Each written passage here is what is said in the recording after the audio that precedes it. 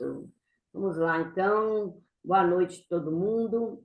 Que nós possamos, mais uma vez, né, aqui, conectar com a espiritualidade maior, com os nossos mentores, e assim a gente usufruir o máximo possível desses momentos que a espiritualidade nos oferece, de refazimento, né, nosso, do nosso corpo, que é uma sala de tratamento que a gente entra nesse momento, né? Vamos fazer a nossa prece. Senhor Jesus, Mestre amado, mais uma vez, Senhor, aqui estamos gratos por nos conduzir até aqui, por nos mostrar, Senhor, através dos teus exemplos, dos teus ensinamentos, o caminho reto que devemos seguir para nós cumprirmos o nosso papel de coadjuvante na paz, na harmonia do universo. Fortaleça-nos, Senhor, para que assim possamos nos tornar instrumento seu aqui nessa seara. Muito obrigado, Jesus. Sê conosco, abençoando-nos a todos dos dois planos de vida. Que assim seja. Vamos lá, né, gente? Então, a Silvia André hoje está com a palavra aí do nosso estudo de hoje. Vamos aí aproveitá-la. Fique à vontade aí, Silvia. Hoje a gente está entre amigos, né? Então, boa noite para quem eu não dei boa noite. E hoje o nosso estudo é registrado por João. E Jesus, ele está em um dos momentos mais intensos do seu ministério, que é a festa dos tabernáculos em Jerusalém. E é uma das maiores celebrações do povo de Israel, e ela é marcada por símbolos fortes, cabanas que lembravam a travessia no deserto, o ritual da água que pedia chuvas para a colheita, as luzes acesas no templo que recordavam a coluna luminosa que guiava o povo. E é nesse contexto que Jesus ele aparece. Ele aparece de forma discreta, mas logo passa a ensinar com autoridade. E o que que a gente vê? A gente vê o povo dividido, uns dizendo que ele é bom, outros dizendo que ele engana o povo. Uns acreditam que ele é o Messias, outros rejeitam por causa de sua origem.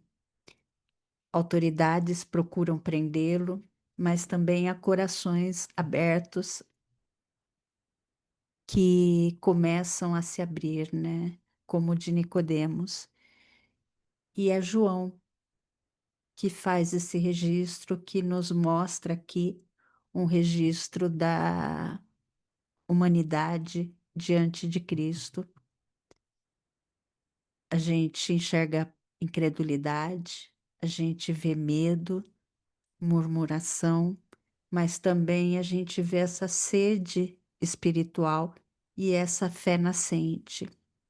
E Jesus, no meio dessa fé, no meio dessa festa, ele se revela como a água viva que sacia toda a sede e como aquele que foi enviado pelo Pai.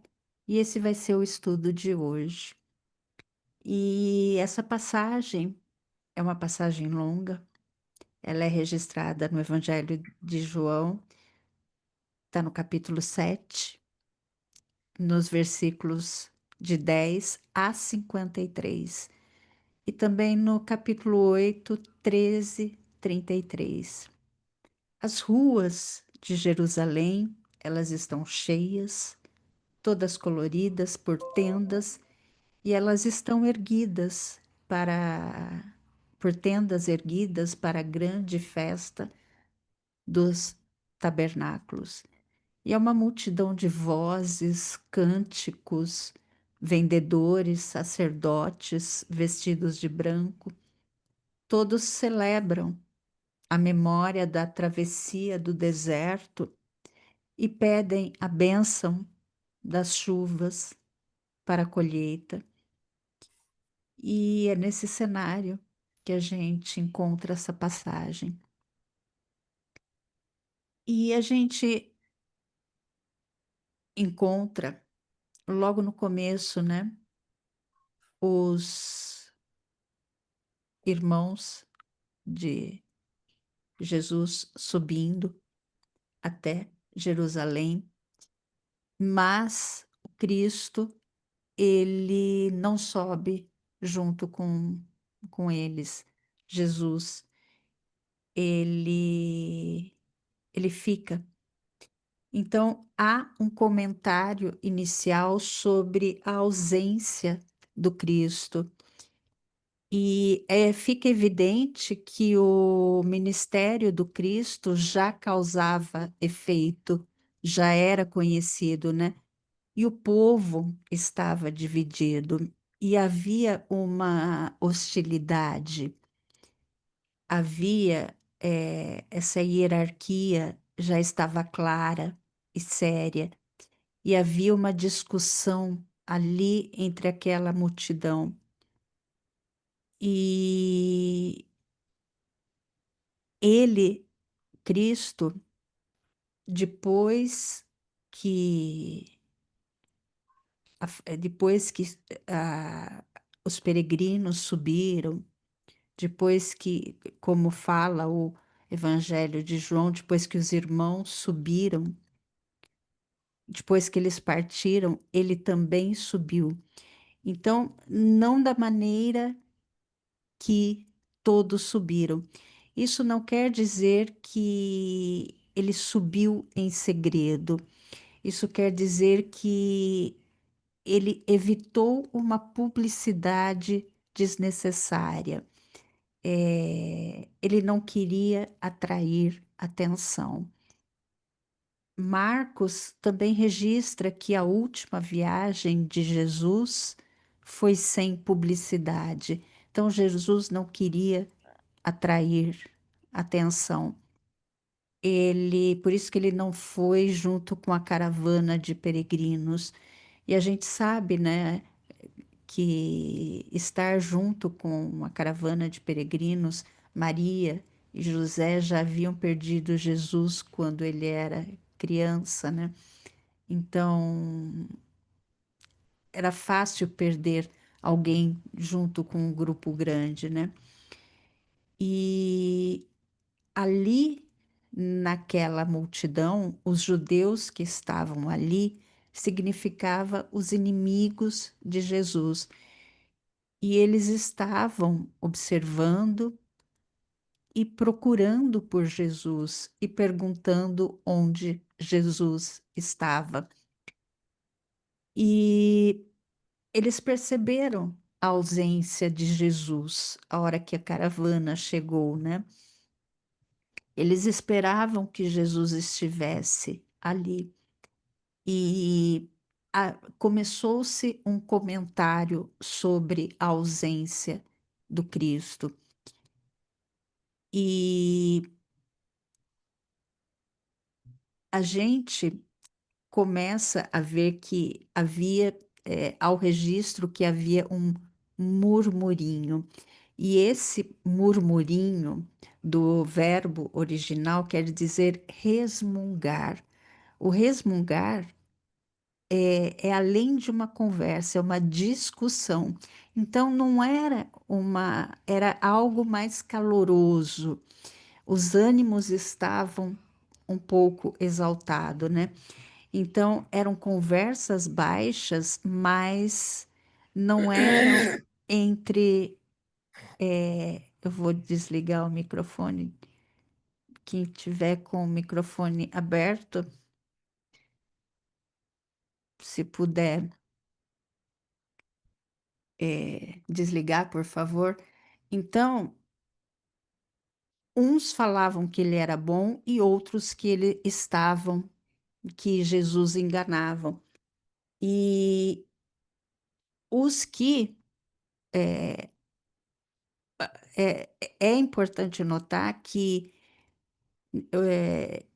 eles informam que as pessoas não algumas pessoas não sabiam, elas eram desinformadas em relação a Jesus.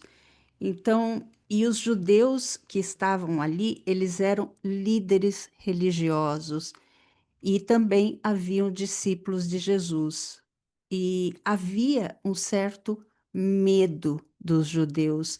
Então, isso impedia que houvesse discussão aberta. Então, havia esse medo de expor, de se expor, né? De expor que eles acreditavam em Cristo, porque havia muita autoridade que era contra o Cristo. Eles temiam, o povo temia perante aqueles judeus que estavam lá. Então, os judeus não significava todo o povo, mais especificamente os líderes hostis a Jesus. E aí, no meio da festa, Jesus subiu ao templo e começou a ensinar. Então, Jesus aparece no meio da festa e começa a ensinar. E aí é nesse tempo, nessa passagem, no versículo 15, que fala como é que este homem que adquiriu tanta instrução sem ter sem ter estudado nas nossas escolas, né? Então vamos pensar um pouco nesta festa do dos tabernáculos. Era um Sukkot, uma das 3 grandes peregrinações, uma das 3 grandes festas, ao lado da Páscoa e do Pentecoste. Ela acontecia ali entre setembro e início de outubro do calendário judaico. E durante essa festa vinha peregrinos de tudo quanto é parte. Então havia pessoas que não conheciam Jesus. A cidade, mas havia muita gente que conhecia. O ministério dele já estava se tornando conhecia, conhecido. A cidade estava lotada, estava barulhenta.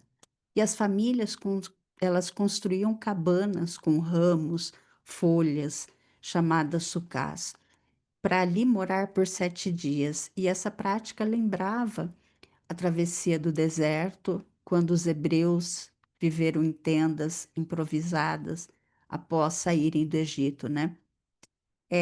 Ou seja, era um memorial da fragilidade humana, dessa dependência total de Deus, né? E além desse aspecto histórico, também tinha esse sentido agrícola, né? Era uma festa da colheita e o povo agradecia pelos frutos e pedia chuva do próximo ciclo. Então eles pediam por água. E havia muitos rituais, e principalmente o derramamento das águas, da, da, da água sobre o altar, eles pediam bênçãos das chuvas. A cidade era toda iluminada, né? Então, quando a festa estava no auge, Jesus aparece. Ele saiu da reclusão e ensinou no templo. E ele traz uma série de ensinamentos, de decisões sérias e não julgamentos. E, no entanto, naquela situação, aqueles judeus, aquelas pessoas querem matá-lo, querem prendê-lo, quebram, e assim eles quebram justamente a lei que dizem defender. Então, a preocupação com circuncisão vem contrastar firmemente com a negligência quanto ao espírito mais profundo da lei que Moisés traz. quanto à cura, porque Cristo havia curado lá no tanque de Betseda num sábado. Então, para eles, os valores estavam distorcidos, eles não conseguiam compreender o verdadeiro sentido da lei. E o Haroldo Dutra, quando a gente pensa em tabernáculo, né, no Evangelho de João, do Haroldo Dutra, ele traz que na linguagem de João Evangelista, Jesus é o tabernáculo por meio de quem Deus se comunica e se manifesta para a terra. E é por essa razão que João afirma que Jesus tabernaculou. A encarnação de Jesus significa que o tabernáculo está montado. Ele é o tabernáculo de Deus que se expressa no planeta Terra. Então, essa crítica de Jesus é que os líderes estavam apegados ao cumprimento externo daquela lei, aqueles rituais, todas aquelas. Então, eles aceitavam circuncidar um menino no sábado, porque eles entendiam que isso mantinha a lei de Moisés, mas eles se irritavam quando Jesus curava um homem inteiro no sábado, que é muito mais significativo e coerente com a vontade de Deus.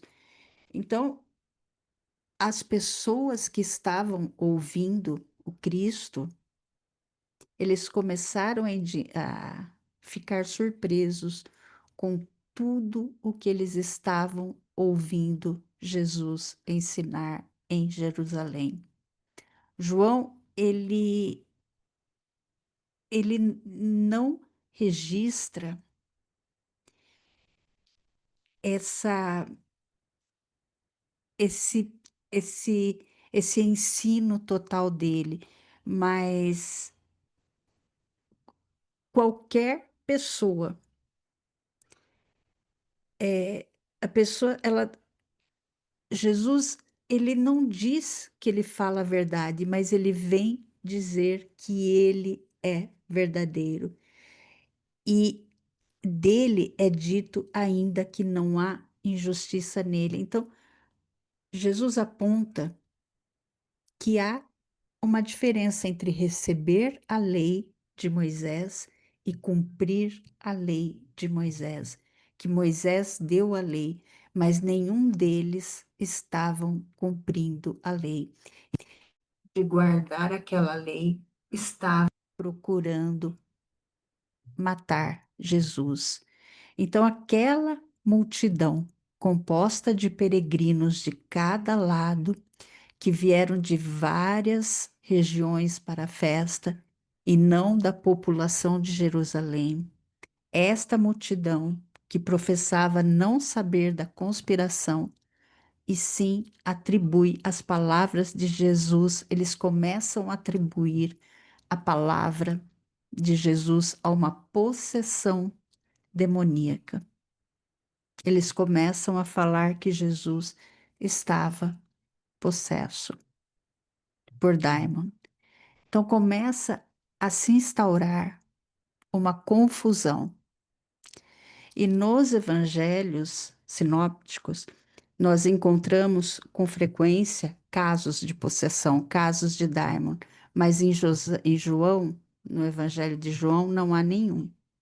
Mas João menciona em várias ocasiões que Jesus é acusado de estar possesso. E Jesus, além de ser acusado de quererem dele e de quererem matá-lo, ele é acusado de estar endemoniado. E Jesus, ele vem referindo-se a uma só obra, a um só feito. Isso não quer dizer, é claro, que ele tenha feito, ele fala apenas em um milagre, ele não fala de outros milagres, ele não vem falar da multiplicação, ele não vem falar de outros milagres que ele já realizou, ele só fala do milagre do tanque de Betseba. Ele só destaca esse para falar da cura do sábado, que o homem no tanque de Betseda, que provocou toda essa discussão da atitude de Jesus em relação ao sábado. Então, essa ação de Jesus, ele não está transgredindo a lei, mas ele está cumprindo o seu significado mais profundo. Se eles tivessem entendido o significado de que estavam fazendo, eles teriam visto que uma prática que sobrepunham o sábado a fim de atender essa necessidade espiritual, essa necessidade da cerimônia, desculpa, eu falei errado, essa necessidade de cerimônia, de ritos, justificava ainda mais essa suspensão do sábado em favor de ver uma cura de do corpo de um homem. Então, Moisés, ele traz Moisés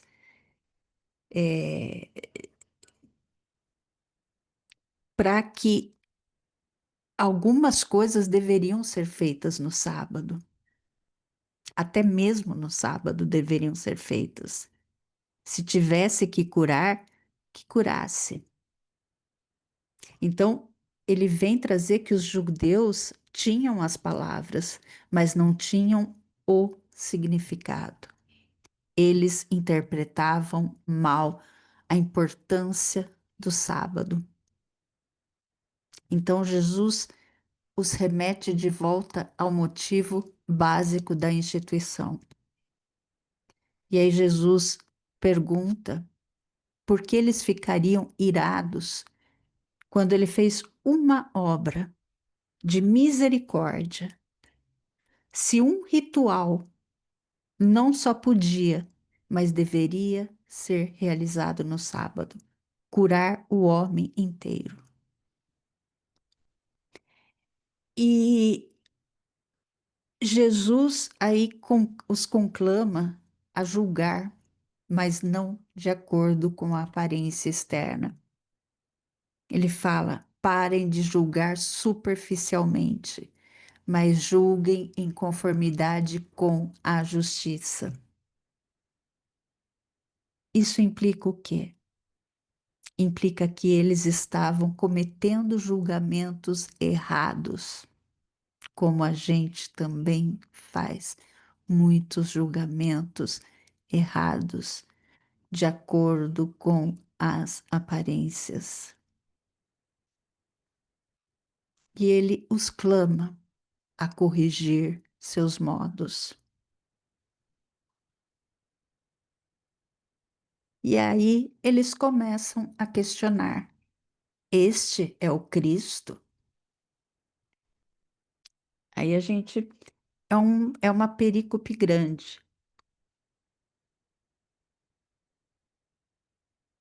E eles começam a questionar diante de tanto ensinamento: este é o Cristo?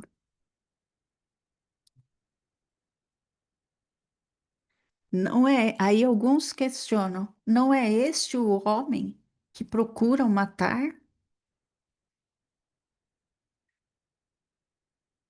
Aí será que aquelas autoridades realmente concluíram que ele era o Cristo? Então, o ensino de Jesus lá na festa do tabernáculo, dos tabernáculos, causou uma impressão favorável. Tão favorável, na verdade, que alguns dos seus ouvintes se perguntaram se o fracasso das autoridades em prendê-lo não seria um reconhecimento que ele de fato era o Cristo, se ele de fato era o Messias. E isso leva uma discussão ainda Ô, maior Silvia, repete para sobre a mim isso origem de aí. Cristo. É, Por favor, minha querida. repete para mim isso que você colocou aí agora. O que que levaria a pensar se era o Cristo? Qual É, ação que o levaria? eles, Jesus, diante de tudo, está ouvindo? Estou Diante de ouvindo. todo o julgamento, diante de todos os ensinamentos, Cristo chamando eles a julgar, mas julgar de acordo com a justiça e os outros ensinamentos, eles começam a se questionar, mas será que este é o Cristo? E aí, lá no capítulo 20, no versículo 25, desculpa, tem a pergunta: não é este o homem que procuram matar? Será, aí no 26, será que as autoridades realmente concluíram que ele é o Cristo? Era isso, Conceição? É. Aí, então, aí eu estava falando, né? Será que esse ensino do Cristo causou essa impressão favorável? Uhum. Que alguns se perguntaram sobre esse fracasso, né? Que as autoridades não estavam conseguindo prendê-lo. Será que ele era de fato mesmo Cristo, o Messias? E aí começou uma discussão sobre a origem do Cristo.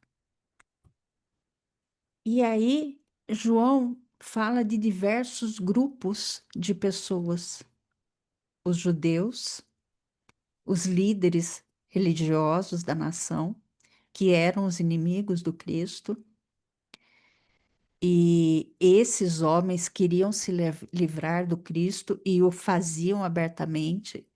E aí nós temos também a multidão, a massa de peregrinos que não sabia muito sobre os líderes ou sobre os ensinamentos de Jesus, que eram as pessoas que vinham de outras partes. E um terceiro grupo, que eram os habitantes de Jerusalém, que conheciam aquele complô que havia para matar Jesus e reconheciam a seriedade da questão.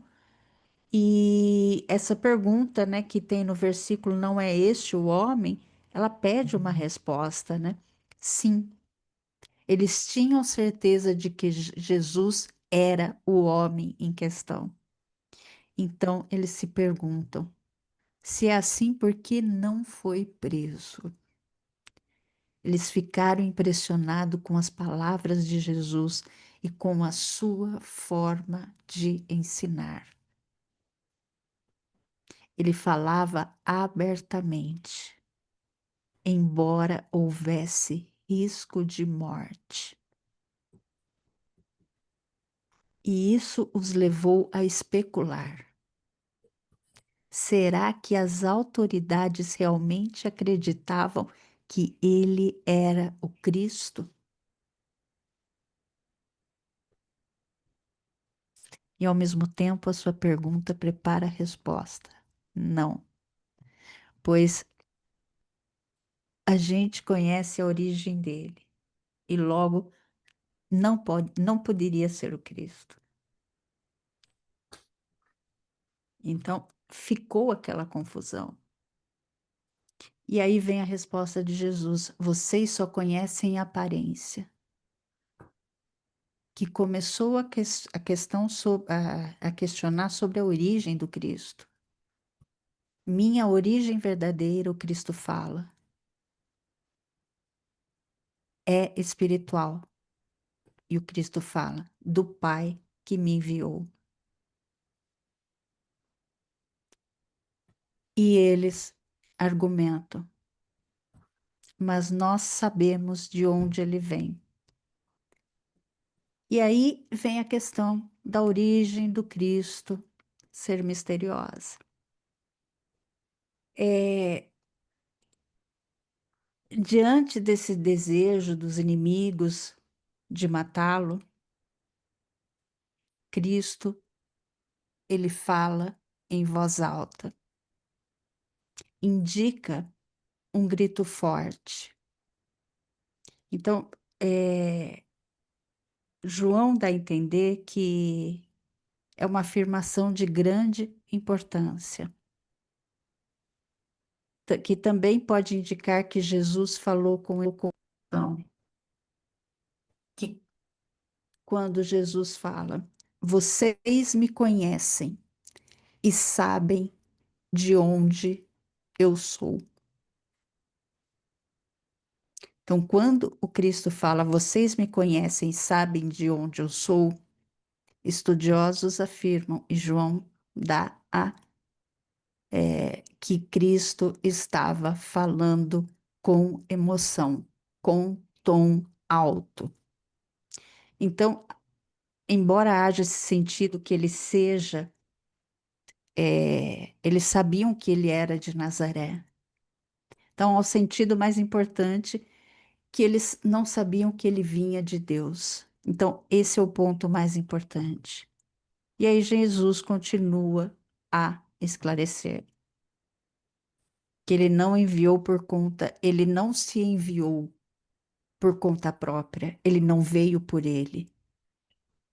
Ele foi enviado. Ele foi enviado por Deus,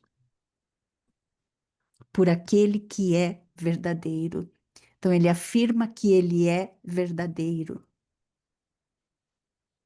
que ele foi enviado e que ele é verdadeiro. E aí, os habitantes de Jerusalém não aceitavam a missão divina de Deus. Na mente daquelas pessoas de Jerusalém, ninguém o havia enviado. Ele agia por iniciativa própria. Mas Jesus insiste que ele foi enviado por alguém real, por Deus. Alguém muito real, a quem vocês não conhecem, que me enviou.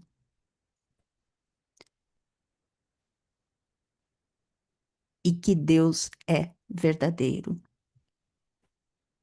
Que se eles tivessem conhecido a Deus, teriam reconhecido que Jesus era Ele. E que Ele conhece o Pai. Que Ele dá um testemunho vivo em relação à sua origem, à sua missão. E essa declaração do Cristo provocou inúmeras reações. Por causa dessas reações, tentaram prendê-la. As pessoas não podiam permitir, não podiam impedir, desculpa.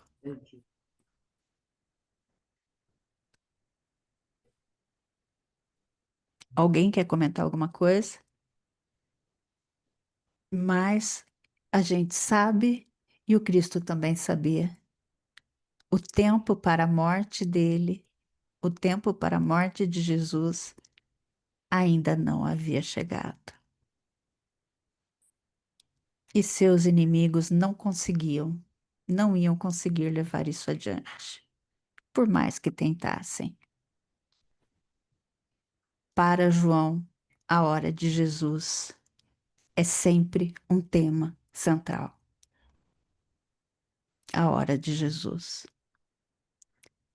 Mas em contraste entre aquela multidão de comprometida, não comprometida, desculpa, praticamente esse efeito oposto a dos inimigos, muitos começaram a crer em Jesus.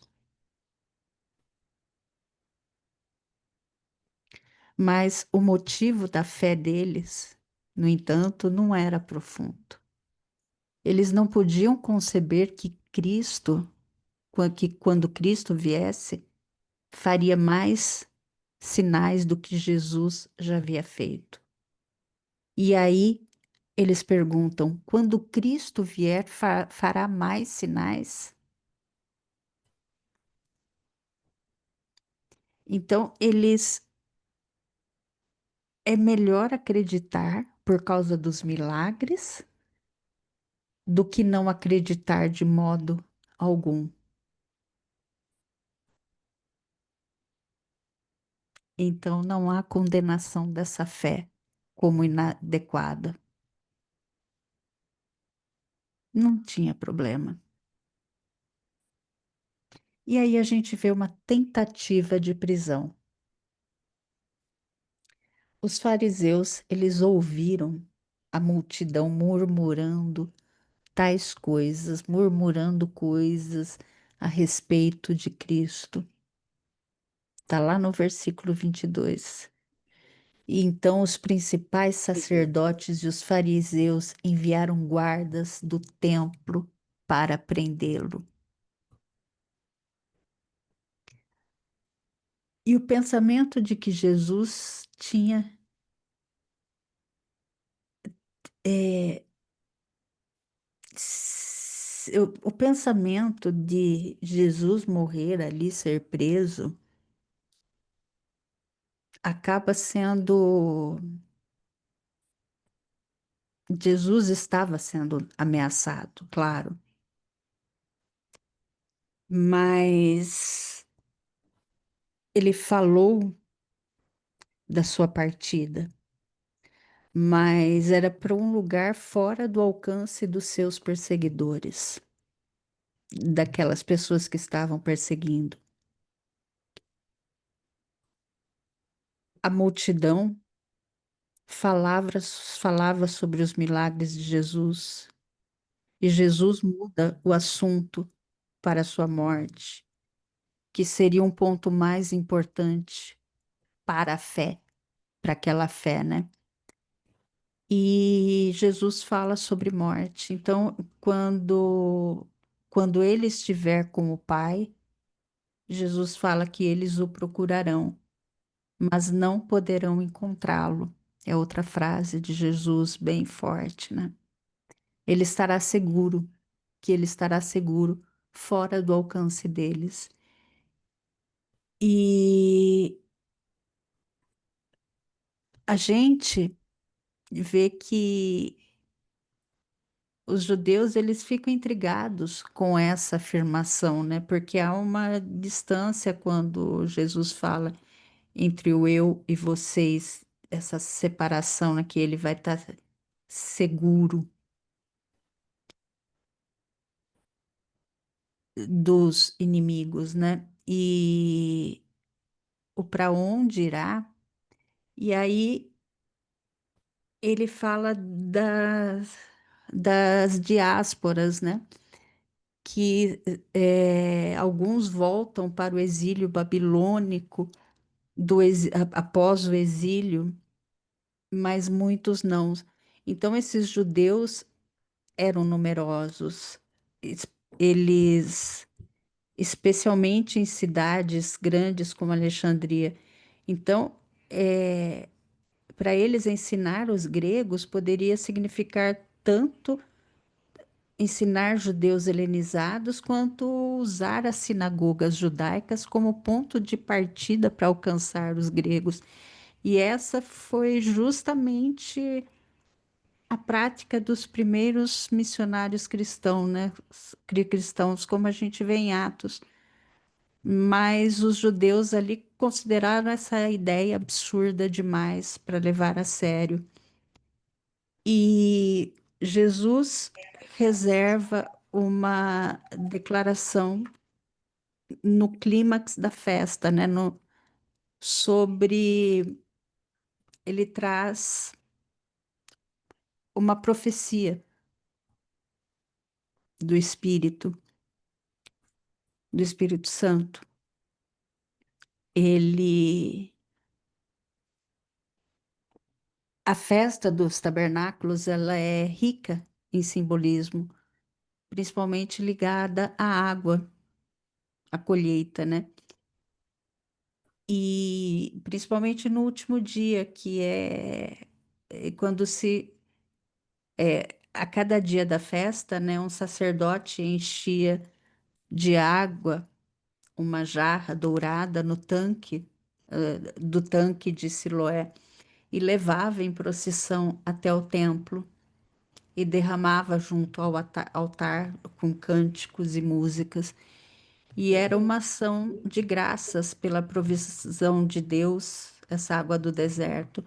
E aí, nesse último dia, quando essa, essa festa das águas, que é o ponto maior da festa, ele vem falar que quem tem sede, vem a mim, que ele é a água viva,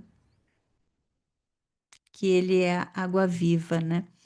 Justo é no último e maior dia da festa, Jesus também exclama em alta voz, isso também indica que ele estava gritando, ele estava sob forte emoção, ele, de forma pública e enfática, ele, ele fica de pé, ele é descrito como estando de pé, então, normalmente, um mestre se sentava com seus discípulos, a postura de Jesus, né?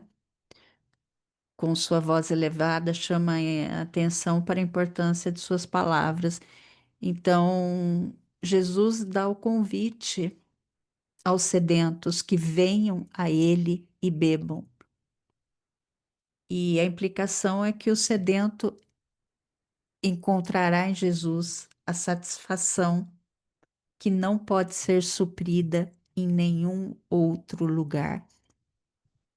E essa questão da água, né? Se alguém tem sede, venha a mim e beba, como diz a Escritura, do seu interior fluirão rios de água viva. E essa declaração sobre a água, ele remete a Isaías 58, versículo 11, quando Isaías fala: Você será como um jardim bem regado, como uma fonte cujas águas nunca faltam. E quando alguém crê em Jesus, as Escrituras testificam que os rios de bênçãos espirituais fluirão através dele pelo Espírito. Alguém quer falar alguma coisa? Silvio, é legal, interessante esse negócio mesmo, né? Esse tanque de Siloé é aquele da história que tinha um anjo, né, e tal, que eles falavam que quando corriam água lá, quando o anjo aparecia, aí que eles pulavam aquele monte de gente lá dentro para ser curado, né? Tinha um simbolismo nisso aí, né? Na verdade, né? E a gente vê esse capítulo também, o 9, né, de João, ele coloca mais essas coisas aí também, é muito interessante. Muito interessante, bem lembrado isso aí. E aí, o outro detalhe que eu gostaria de comentar é exatamente esses sinais, né? Você vê, o povo tinha noção desses sinais, né? Inclusive, em João, ele comenta muito sobre isso. Ele falou assim, eu só vou dar 7 sinais, né? Porque se for olhar a quantidade de sinais que Jesus fazia, o negócio não vai caber em livro, né? Então, quer dizer, esse povo tinha noção de cada sinal. Eles realmente estavam com dificuldade, pela simplicidade que Jesus trazia, né? Parece. Então, eles tinham muita dificuldade de aceitar, porque eles estavam imaginando um guerreiro, né? O Messias tinha que ser um guerreiro, uma pessoa que tivesse aparecido assim do nada, né? Não uma pessoa que nasceu num berço, então, essa história toda, né? Então, é uma situação bem delicada que aquele povo vivia lá, né, naquela época. É aquilo que está lá mesmo no versículo 19, aí na 19, não vos deu Moisés a lei, mas ninguém conhece. no fundo, eles tinham conhecimento de tudo e lá estava escrito totalmente quem seria Jesus, o que que era, o que que ele faria, o que que ele traria. Então, eles tinham conhecimento do texto, né? Mas a essência do ensinamento de Moisés, realmente ninguém tinha. É a, a concepção do ensinamento de Moisés é que Paulo depois se entregou totalmente a ela, né? As questões de Moisés. Conceição, tem um detalhe, né, no livro Paulo Estevão, exatamente uma conversa o Saulo ainda, né, com o Estevão sobre isso. Mas vocês vão acreditar num homem desse que não sabe nem se salvar e tal? Tá vendo? A mensagem dele era o tempo todo imaginando um guerreiro, É, imaginando né, um rei. Ah, porque ele veio de Davi, então tinha que ser um rei também. Eles não compreendiam adequadamente esse processo, né? Interessante.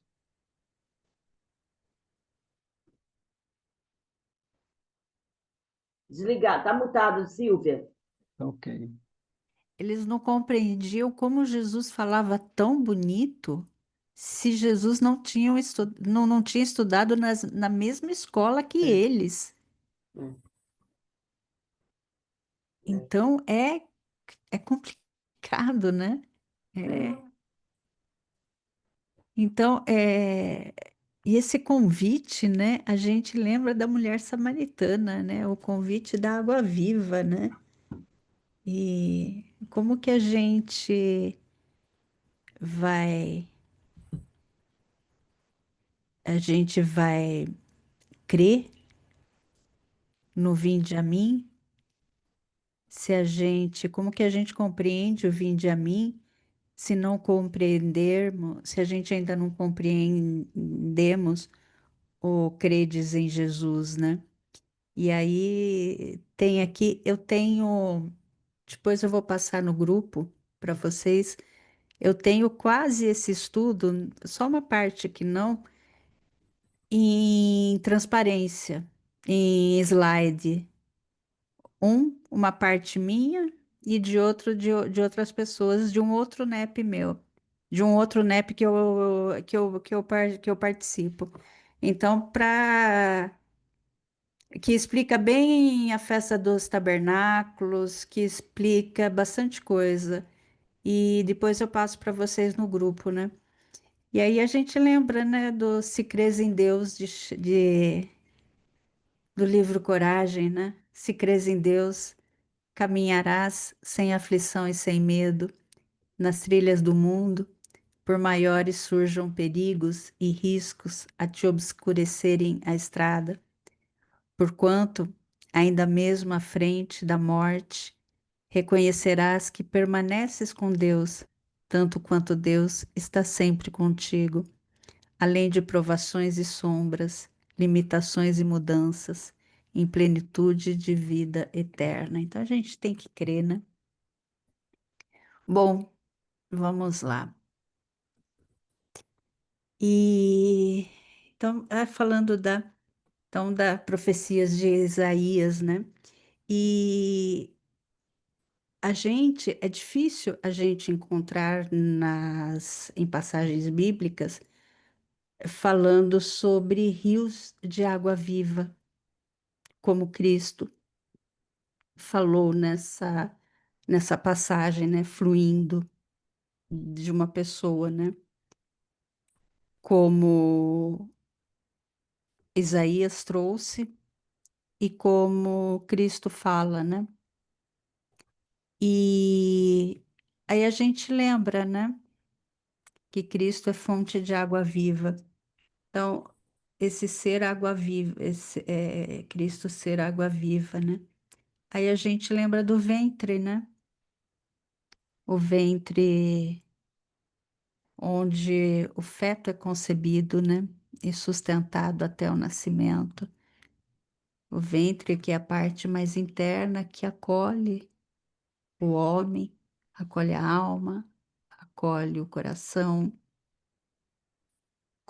como lugar do pensamento, sentimento, E vem a água, né, como esse elemento primário do qual o mundo existe antes do dilúvio e que foi formado, foi compactado e das águas dos rios brotam fontes, piscinas, né? E João ele vem retomando as opiniões da multidão, né? E muitos ficaram impressionados com as palavras que o afirmaram ser o profeta que já vem sendo prometido lá desde Deuteronômio. E o povo começou a ver em Cristo como a aparência de um profeta. E outros ainda foram um pouco mais longe. Então, eles estavam crendo em Cristo, e outros começaram a vê-lo como realmente, vendo Jesus como o Cristo, né? Então, alguns estavam vendo ele como um profeta, outros como Cristo, outros estavam querendo mais sinais, né? Querendo falar assim, mas quando Cristo vier, que outros sinais que ele traria, né? Outros ainda estavam falando, mas o Cristo não vai vir da Galileia. Então, é outra discussão, né? E aí vem essa objeção, né? O Cristo viria da linhagem de Davi e de Belém, a cidade de Davi. E essa expectativa vem lá de textos de 2 Samuel 7, Miqueias 5:2. E a ironia aqui é que eles estavam certos, né? Mas não sabiam que Jesus realmente nascera em Belém. E aí a gente caminha para a falha em prender Jesus. A tentativa abortada de prender Jesus traz de volta Nicodemos à cena. Desta vez em discussão com o Sinédrio. A sua defesa de Jesus não é exatamente explícita, mas é uma defesa de qualquer maneira e induz seus colegas a dar uma expressão a essa objeção quanto à messianidade de Jesus, né? Em prosseguimento da sua intenção declarada de mostrar que Jesus realmente é o Messias. E os guardas do templo, eles retornam ao Sinédrio com a sua missão não cumprida. Aparentemente, as ordens que os guardas receberam não eram simplesmente para prender, pois senão eles teriam, sem dúvida, forçado passagem pela multidão e só poderiam ter sido detidos pela força física, né? Mas procurar uma oportunidade favorável, talvez, provavelmente, né? Para prender Jesus. As autoridades queriam uma prisão, mas não um motim, porque estava muito tumultuado, estava muito murmurinho que, como eu falei, eram resmungar, né? Eram discussões. Eles estavam esperando um- uma situação favorável, né? É, mas nenhuma oportunidade surgiu. Então, eles retornaram ao Sinédrio. Não há nenhum registro de qualquer relatório que eles possam ter feito, mas era óbvio que eles não tinham nenhum prisioneiro. Então eles foram recebidos com uma pergunta quanto à razão, né? A tentativa de prender Jesus pelos guardas do templo falhou.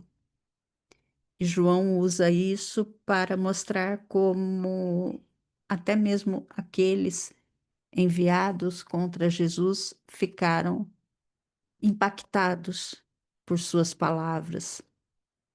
Os guardas retornam de mãos vazias. Parece que a ordem não era apenas prendê-lo à força, mas encontrar uma oportunidade favorável, como eu falei, sem tumulto. Não tendo encontrado nenhuma, eles retornaram. E quando foram indagados, eles falaram: nunca um homem falou assim. Eles não mencionam a multidão, nem o risco de tumulto, mas simplesmente reconhecem o poder extraordinário das palavras de Jesus. Eliane, minha querida, pode falar.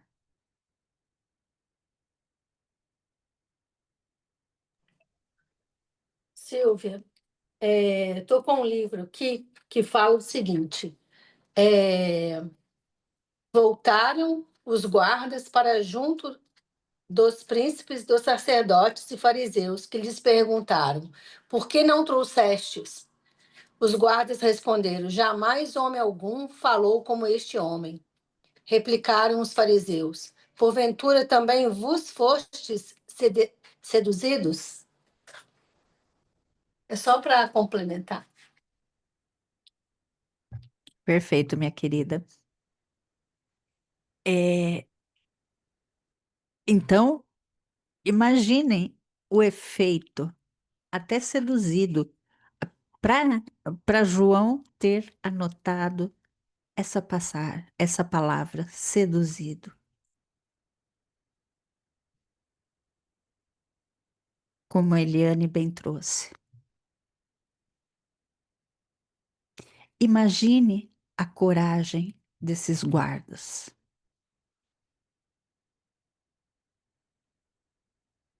Porque foi um grande fator. Eles receberam uma ordem. Eles falharam. E eles retornaram. E a gente sabe que isso eles iriam se expor a uma repreensão, a uma ação disciplinar do Sinédrio. Alguma menção da hostilidade da multidão ou de uma seção dela teria servido como desculpa, amenizando sua falha até certo ponto, mas eles tinham sido profundamente impactados por Jesus e disseram exatamente isso,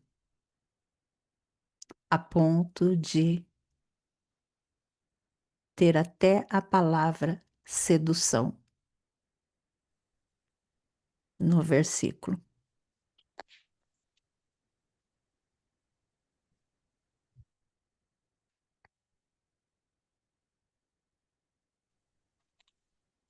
E isso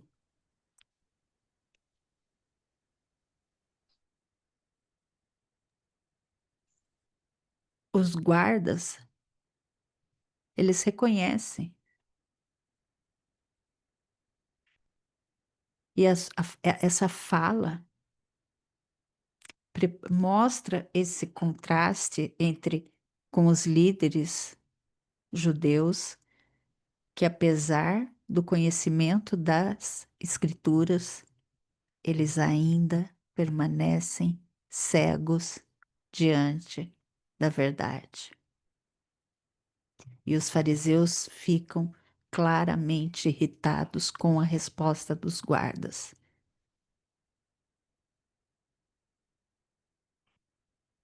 E Vamos ver o que tem mais. E essa rejeição explícita da ideia de que algum fariseu pudesse ter acreditado pode ter dado ainda mais significado à razão de Nicodemos para falar em seguida. Estava claro que os fariseus estavam em oposição a Jesus. E isso sustenta o pensamento de que seu motivo não era uma simples timidez. A multidão contrastada com os governantes e os fariseus.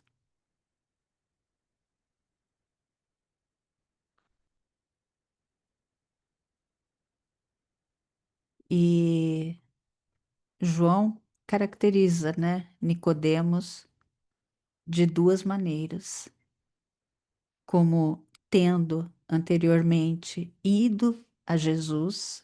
Vamos esquecer do The Chosen, né? Como sendo um dos fariseus, mas embora ele fale em defesa de Jesus, ele toma uma linha muito cautelosa. Ele não se compromete. Ele não dá o testemunho, como fazem tantos nesse evangelho, mas ainda assim seu testemunho deve ser levado em conta. Ele tem certeza, é um testemunho imparcial, né? O testemunho imparcial de Jesus certamente teria enfurecido ainda mais a maioria dos presentes, né? Nicodemos dá a entender que não deveriam emitir julgamentos até que o fizessem, né?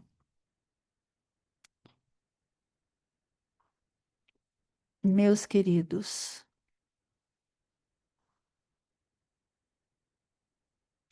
é uma perícope extremamente longa que daria para gente. Eu fiz assim um batidão.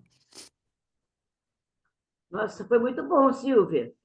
Foi Eu muito vou. bom a Deu sua. para entender um pouco? Deu para entender. E realmente essa película não tem tantos elementos que a gente possa ir trabalhando, não tem. Ela tem, né, elementos lá da época, lá, é pouca coisa. A moral dela é que realmente a gente tem que entender, é isso aí que tem É. para saber nela, né? Eu A vou Zoe passar. aí, Eu vou.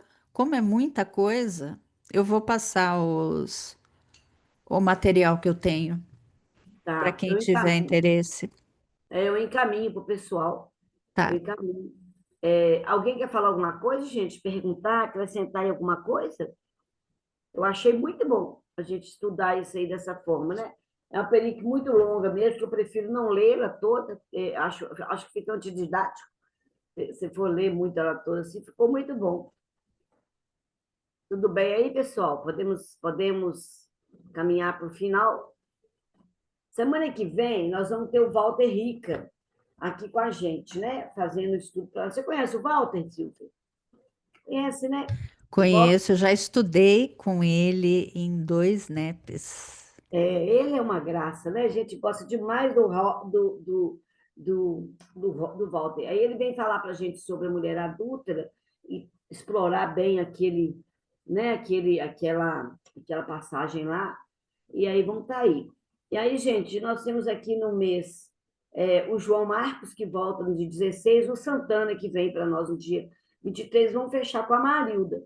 Do nosso mês de setembro, está assim com esses convidados queridos aí que nos atende com tanta boa vontade, né? Lembrar a todos aí, o nosso encontro está acontecendo, né? O encontro NEP-Sudeste, Sul-Sudeste, coordenado aí pela essa equipe maravilhosa que foi todo cheio de muito detalhe, muita dedicação, né? Vai sair um encontro muito bacana, porque eles trabalharam demais da conta para ficar um negócio bacana. Dia 13 e 14 de setembro, na próxima semana, né? A gente vai estar em São Paulo para que aconteça esse encontro. Ele vai ser transmitido, tá? A gente vai enviar o link para vocês, para quem quiser acompanhar. Vamos ter lá alguns oradores que vão fazer com a gente a reflexão. E vai ser... Sábado e domingo agora tem o Evangelho, nós às vamos fazer 7 horas. o Evangelho às 19... Ficou às 19 ou às 7 da manhã? É 19, desculpa. Ficamos às 19 horas, é um evangelho que a gente vai fazer com quem vai participar, com quem se interessar, para a gente abençoar mais o encontro, fazer umas vibrações, né, para que corra tudo bem. A gente fez isso no Encontro NEP Brasil, e agora a proposta é essa: a cada 2 anos, nós teremos o NEP Brasil, e de ano os NEPs regionais. Né? Tivemos o Norte Nordeste, que aconteceu já 2 vezes aí, e agora o nosso Sul-Sudeste. Para o ano que vem, a gente se preparar para o encontro do NEP Brasil, provavelmente Brasília mesmo, atual, né, Silvia? A tendência é toda que volte para lá mesmo o encontro, porque foi sensacional lá. Melhor, né, tia? Também Muito acho. melhor. É um encontro muito bacana, um encontro muito bacana mesmo, de muita luz, muita delícia, muita fraternidade, muito conhecimento. É muito legal. Aí nós estaremos lá. Lembrar vocês das nossas campanhas aí do Lar dos Velhos. Nós estamos aí fazendo a nossa campanha, a campanha do Amor em Ação, né, que trabalha com os moradores de rua, ofertando almoço e jantar e café da manhã. É uma equipe que a gente não faz parte dela fisicamente, a gente só contribui da maneira que a gente pode, né? Então, é isso aí. Vamos lá. Como ela já fala, os cavaleiros do Apocalipse, né? Voltar com eles para o livro. Aí a gente faz essas ações para voltar com eles para o livro. Vamos fazer a nossa prece, então, para a gente encerrar e agradecer todo mundo por estar aí conosco, tá? Vamos voltar semana que vem, a gente está aí de novo, se Deus quiser. Senhor Jesus, mais uma vez, muito obrigada por nos permitir esse ambiente, Senhor, de refazimento, de conexão com a espiritualidade maior, de entendimento da tua passagem, do teu ensinamento, do seu pensamento aqui, quando aqui estiveste, e que até hoje fica vagando por aí, muitas vezes, sem entendimento nosso. Permita, Senhor, que venhamos a entendê-lo, para que possamos praticá-lo verdadeiramente, entendendo a lei divina, essa lei misericordiosa, bondosa, justa, que reina sobre todos nós. Muito obrigado, Senhor. Ser conosco hoje, sempre, que assim seja. Que assim Vamos seja. lá, gente. Boa Boa noite. noite. Mais uma vez, boa noite. Que Jesus Boa abençoe noite. vocês. Boa noite a todos. Boa noite. noite. Boa noite. Até semana que vem.